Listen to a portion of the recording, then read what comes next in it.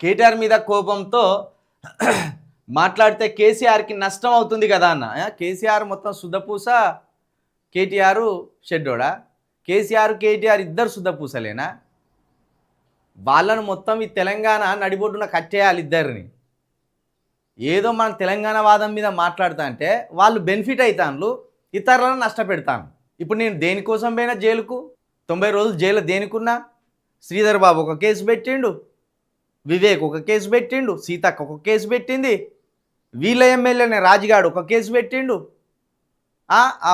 ఈ పోలీసు వాళ్ళు మాదిగ అబ్బాయిని కొట్టి చంపుతారా అంటే వాళ్ళు ఒక కేసు పెట్టిండ్రు.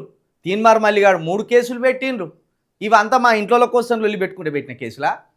వీళ్ళ తరపున మాట్లాడితే పెట్టినాయి కదా కేసులు. నాకును కాంగ్రెస్ వాళ్ళకి ఏమైనా ప్రత్యేకంగా పగుండేనా?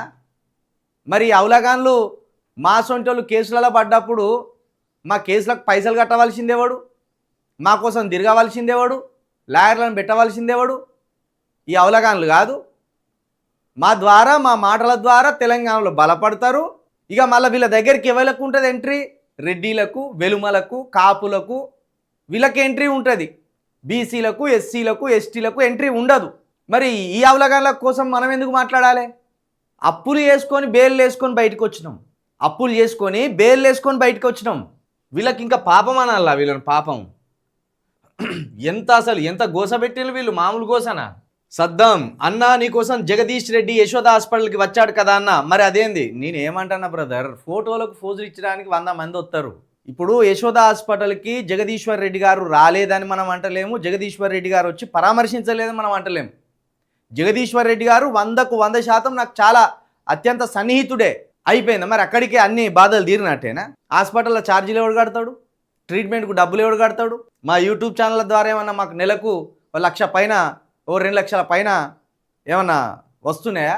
ఎవరు చూడాలి ఇవన్నీ బాధలు?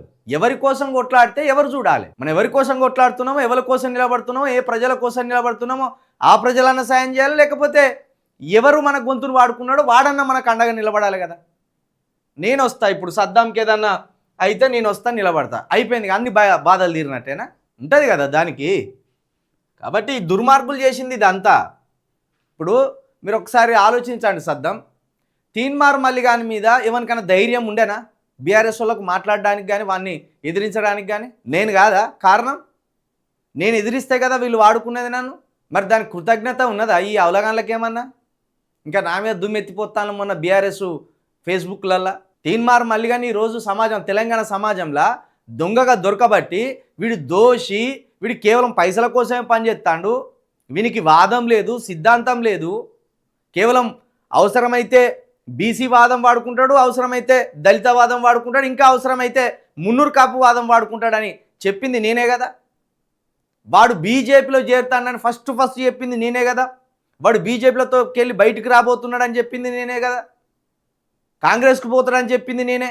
ఇన్ని ఎప్పటికప్పుడు తీన్మార్ మల్లిగాన్ని గొడ్డలతోటి పాము నరికినట్టు నరికిన కాదం అదంతా వాడుకున్నారు.